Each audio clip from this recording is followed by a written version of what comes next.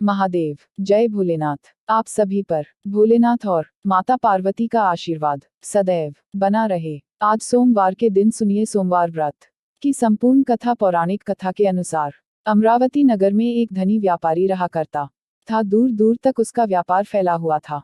नगर में उस व्यापारी का सभी लोग बहुत मान सम्मान करते थे। इतना सब कुछ होने पर भी वह व्यापारी मन से बहुत दुखी था, क्योंकि उस व्यापारी का कोई पुत्र जो नहीं था। दिन रात उसे बस एक ही चिंता सताती रहती थी कि उसकी मृत्यु के बाद उसके इतने बड़े व्यापार और धन संपत्ति को कौन संभालेगा। पुत्र प्राप्ति की इच्छा से वह व्यापारी हर सोमवार भगवान शिव की व्रत और पूजा किया करता था। सायंकाल को वह व्यापारी शिव मंदिर में जाकर भगवान शिव के सामने घी का दीपक भी जलाता था। उस व्यापारी की भक्ति देखकर एक दिन देवी पार्वती ने भगवान शिव से कहा, हे प्रभु, यह व्यापारी आपका सच्चा भक्त है।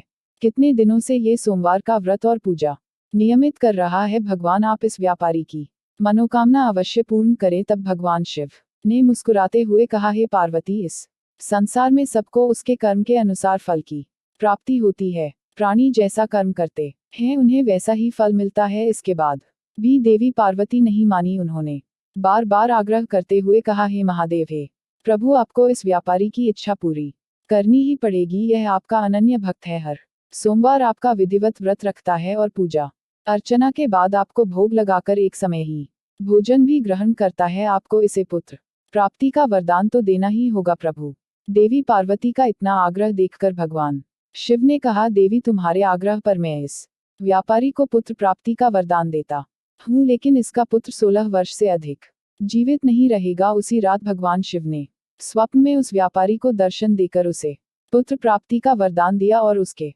पुत्र के 16 वर्ष तक जीवित रहने की बात भी बताई। भगवान के वरदान से उस व्यापारी को खुशी तो हुई, लेकिन पुत्र की अल्पायु की चिंता ने उस खुशी को नष्ट कर दिया। व्यापारी अब भी पहले की तरह सोमवार का विधिवत व्रत करता रहा। कुछ महीने पश्चात उसके घर एक बहुत ही सुंदर पुत्र उत्पन्न हुआ। पुत्र जन्म से व्यापारी के घर में खुशियां भर गई। बहुत धूमधाम से पुत्र जन्म का समारोह मनाया गया। व्यापारी को पुत्र जन्म की अधिक खुशी नहीं हुई, क्योंकि उसे पुत्र की अल्पायु के रहस्य का पता था, लेकिन यह रहस्य घर में किसी और को मालूम नहीं था। विद्वान ब्राह्मणों ने उस पुत्र का नाम अमर रखा। जब अमर 12 वर्ष का हुआ तो शिक्षा के लिए उसे वाराणसी भेजने का निश्चय किया गया। व्यापारी ने अमर के मामा दीपचंद को बुलाया और कहा कि अमर को शिक्षा प्राप्त करने के लिए वाराणसी छोड़कर आओ। अमर अब अपने मामा के साथ शिक्षा प्राप्त करने के लिए चल दिया। रास्ते में जहां भी अमर और दीपचंद रात्रि विश्राम के लिए ठहरते, वहीं यज्ञ करते और ब्राह्मणों को भोजन भी कराते थे। लंबी यात्रा के बाद अमर और दीपचंद एक नगर में पहुंचे। उस नगर के राजा की कन्या के विवाह की खुशी में पूरे नगर को सजाया गया था। निश्चित समय पर बारात आ गई, लेकिन वर का पिता अपने बेटे के एक आंख से काना होने के कारण बहुत चिंतित था। उसे इस बात का भय सता रहा था कि राजा को इस बात का पता चलने पर कहीं वह विवाह से इनकार ना कर दे, इससे उसकी बदनामी होगी। वर के पिता ने अमर को देखा तो उसके मस्तिष्क में एक विचार आया। उसने सोचा, क्यों ना इस लड़के को दूल्हा बनाकर राजकुमारी से विवाह करा दूं। विवाह के बाद इसको धन देकर विदा कर दूंगा और राजकुमारी को अपने नगर में ले जाऊंगा। वर के पिता ने इस संबंध में अमर और दीपचंद से बात की। दीपचंद ने धन मिलने के लालच में वर के पिता की बात स्वीकार कर ली और अमर को दुल्हे के वस्त्र पहनाकर राजकुमारी चंद्रिका से विवाह करा दिया गया। राजा ने बहुत सधन देकर राजकुमारी को विदा किया। अमर जब लौट रहा था तो सच नहीं छिपा सका और उसने राजकुमारी के दुपट्टे पर लिख दिया, राजकुमारी चंद्रिका, तुम्हारा विवाह तो मेरे साथ हुआ था। मैं तो वाराणसी में शिक्षा प्राप्त करने जा रहा हूँ। अब तुम्हें जिस नवयुवक की पत्नी बनना पड़ेगा वह काना है। जब राजकुमारी ने अपने दुपट्टे पर लिखा हुआ पढ़ा तो उसने काने लड़के के साथ जाने से इनकार कर दिया। राजा ने सब बातें जानकर राजकुमारी को महल में रख लिया। उधर अमर अपने मामा दीपचंद के साथ वाराणसी पहुंच गया। अमर ने गुरुकुल में पढ़ना प्रारंभ कर दिया। जब अमर की आयु 16 वर्ष की हुई तो उसने एक यज्ञ किया। यज्ञ की समाप्ति पर ब्राह्मणों को भोजन कराया और खूब अन्य वस्त्र दान किए। रात को अमर अपने शयन कक्ष में सो गया। शिवजी के वरदान के अनुशना अवस्था में ही अमर के प्राण पखेरु उड़ गए। सूर्योदय पर मामा अमर को मृत देखकर रोने पीटने लगा। आसपास के लोग भी एकत्र होकर दुख प्रकट करने लगे। मामा के रोने विलाप करने के स्वर समीप से गुजरते हुए भगवान शिव और माता पार्वती ने भी सुने। तब माता पार्वती ने भगवान से कहा, प्राणनाथ, मुझसे इसके रोने का स्वर सहन नहीं हो रहा। आप इस व्यक्ति के कष्ट को अवश्य दूर कीजिए। भगवान शिव ने देवी पार्वती के साथ अदृश्य रूप में जाकर अमर को देखा तो पार्वती जी से बोले, देवी यह तो उसी व्यापारी का पुत्र है जिसे मैंने 16 वर्ष की आयु का वरदान दिया था, आज इसकी आयु तो पूरी हो गई। देवी पार्वती ने फिर भगवान शिव से निवेदन किया, हे प्राणनाथ, आप इस लड़की को जीवित कर दीजिए, नहीं तो इस लड़के के माता पिता पुत्र की मृत्यु के कारण रो रोकर अपने प्राणों का त्याग करते। इस लड़के का पिता तो आपका परम भक्त है, वर्षों से सोमवार का व्रत करते हुए आपको भोग लगा रहा है। माता पार्वती के बार बार आग्रह करने पर भगवान शिव ने उस लड़के को जीवित होने का वरदान दे दिया और कुछ ही क्षणों में वह जीवित होकर उठ बैठा। फिर शिक्षा समाप्त करके अमर मामा के साथ अपने नगर की ओर चल दिया। दोनों चलते हुए उसी नगर में पहुंचे जहां अमर का विवाह हुआ था। उस नगर में भी अमर ने यज्ञ का आयोजन किया।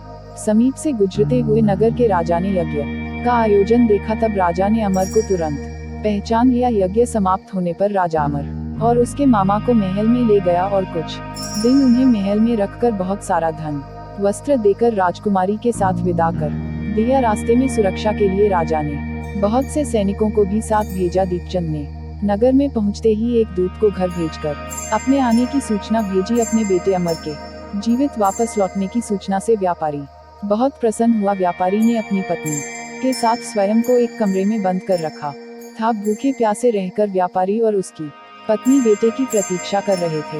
उन्होंने प्रतिज्ञा कर रखी थी कि यदि उन्हें अपने बेटे की मृत्यु का समाचार मिला तो वे दोनों भी अपने प्राण त्याग देंगे। व्यापारी अपनी पत्नी और मित्रों के साथ नगर के द्वार पर पहुंच गया। अपने बेटे के विवाह का समाचार सुनकर पुत्र वधू राजकुमारी चंद्रिका को देखकर उसकी खुशी का ठिकाना नहीं रहा। उसी रात भगवान शिव ने व्यापारी के स्वप्न में आकर कहा, है श्रेष्ठी, मैंने तेरे सोमवार के व्रत करने और व्रत कथा सुनने से प्रसन्न होकर तेरे पुत्र को लंबी आयु प्रदान की है। यह सुनकर व्यापारी बहुत प्रसन्न हुआ। सोमवार का व्रत करने से व्यापारी के घर में खुशियां लौट आई। शास्त्रों में लिखा है कि जो स्त्री पुरुष सोमवार का विधिवत व्रत करते और व्रत कथा सुनते हैं, उनकी सभी इच्छाएं महादेव की कृपा से पूरी हो जाती हैं। सोमवार व्रत कथा समाप्त। प्रिय श्रोताओं, अब आपको सुनाते हैं नवग्रहों की कथा। ज्योतिष शास्त्र में नवग्रहों को बहुत ही महत्वपूर्ण माना जाता है, क्योंकि इन्हीं ग्रहों की चाल के कारण सभी राशियों के जीवन पर सकारात्मक या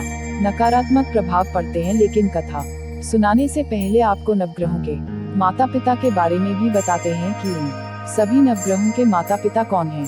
ज्योतिष विज्ञान में ग्रह और उनकी दशा का विशेष महत्व है। यह सभी नवग्रह किसी न किसी क्षेत्र जैसे शिक्षा, ज्ञान, धन लाभ, हानि इनका प्रतिनिधित्व करते हैं। सबसे पहले ग्रह की बात करते हैं सूर्य। सूर्य देव के पिता का नाम कश्यप है और इनकी माता अदिति है। पंच देवताओं में सूर्य देव का विशेष महत्व है। इनकी 2 पत्नियां हैं जिनका नाम संध्या और छाया है। शनिदेव भगवान सूर्य के पुत्र हैं और यमराज और देवी यमुना भी इनकी संतान है। दूसरे ग्रह है चंद्र ग्रह। चंद्रदेव महर्षि अत्रि के पुत्र हैं और उनकी माता का नाम अनुसुया है। शास्त्रों के अनुसार चंद्रदेव की 27 पत्नियां हैं जो 27 नक्षत्रों का प्रतिनिधित्व करती हैं। चंद्रदेव बुध ग्रह के पिता हैं। तीसरे ग्रह है मंगल ग्रह। शास्त्रों में बताया गया है कि मंगल देव के पिता भगवान शिव हैं और भूदेवी इनकी माता है। मंगल पूरी तरह से ब्रह्मचारी है। मांगलिक दोष का संबंध भी इन्हीं ग्रह से होता है। चौथे ग्रह है बुध ग्रह। बुध देव के पिता चंद्र और देवी तारा इनकी माता का नाम है। बुध देव को समस्त वेद और शास्त्रों का ज्ञान देव गुरु बृहस्पति से प्राप्त हुआ था और इनकी पत्नी का नाम इला है। चंद्रवंश का प्रारंभ भी इन्हीं से हुआ था। चौथे ग्रह है बृहस्पति देव गुरु। बृहस्पति के पिता महर्षि अंग हैं। स्वरूपा इनकी माता का नाम है और इनकी पत्नी का नाम तारा है। महाभारत काल में मुख्य भूमिका निभाने वाले गुरु द्रोणाचार्य इनके पौत्र माने जाते हैं। शास्त्रों में इन्हें देवताओं का गुरु भी बताया गया है। 5वें ग्रह है शुक्र ग्रह। शुक्र देव के पिता भृगु ऋषि हैं और काव्य माता इनकी माता का नाम है। इन्हें कठिन तप के कारण भगवान शिव से मृत जीवनी विद्या प्राप्त हुई थी। इनकी पत्नी का नाम जयंती है, जिन्हें देवराज इंद्र की पुत्री के रूप में जाना जाता है। छठे ग्रह है शनि ग्रह। शनिदेव भगवान सूर्य के पुत्र हैं और इनकी माता का नाम छाया है। लेकिन शनि का स्वभाव अपने पिता के गुणों से बिल्कुल विपरीत है। शनिदेव कर्मों के अनुसार फल प्रदान करते हैं और इनकी पत्नी का नाम धामिनी है। 7वें ग्रह है 7वें 8वें ग्रह के रूप में राहु और केतु को जाना जाता है, जो कि समुद्र मंथन के समय तक अमृत पान करने से पहले तक स्वर भानु था, जिसके पिता का नाम विप्रचित है और माता का नाम सिंही का है। राहु की 2 पत्नियां हैं जिनका नाम नागवल्ली और नागकनी है। इनका वाहन काले अश्वम वाला रथ है, वही स्वर भानु दैत्य के धड़ से केतु उत्पन्न हुए थे जिनका वाहन चील है। यह तो था सभी नवग्रहों का परिचय। अब सुनिए नवग्रहों की कहानी। एक बार की बात है, किसी गांव में एक भाई बहन रहते थे।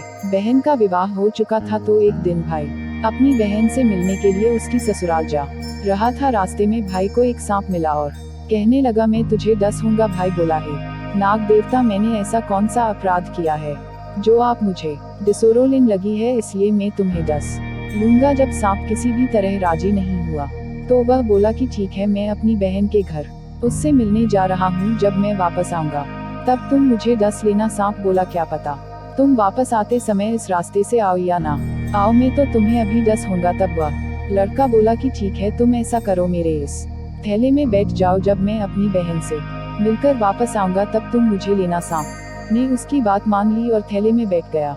लड़के ने ऊपर से बेलपत्र ढक दिए ताकि वह किसी को दिखाई ना दे और फिर अपनी बहन के घर पहुंच गया। बहन उस समय 9 ग्रहों की कहानी कह रही थी। उसने भाई को आया हुआ देखकर भाई से कहा कि भाई तुम बैठो, मैं पहले 9 ग्रहों की कहानी कह लूं, तुम बैठो और मेरी कहानी भी सुनो। बहन ने कहानी कही, भाई ने कहानी सुनी। जीवों की, जानवर की, हाथी की, घोड़े की, कुत्ते की, बिल्ली की, भाई की, बहन की, घर के धनी की बेटी, जवई की, देवरानी, जेठानी की, सास ससुर की, संग की, सहेली की। सबके ग्रह शांत हो जाए। घर चले 8 पग आदमी, चले 4 पग सांप बिच्छू भंवरे, सब आग में चले। ऐसे भाई को कहानी सुनाकर बहन खड़ी हो गई और भाई के पास रखे थैले को देखकर भाई से बोली, भाई थैले में क्या लाए हो? इससे पहले कि भाई कुछ कहता उसने वह थैला उठाया और घर के अंदर ले गई। थैला खोलकर देखा तो बेलपत्र, केले और संतरे बन गए और सांप एक चमचमा हुआ हार बन गया। जब हार पहनकर वह बहन बाहर आई तो बहन के गले में चमचमा आता हार देखकर भाई बोला, बहन इतना कीमती हार तुम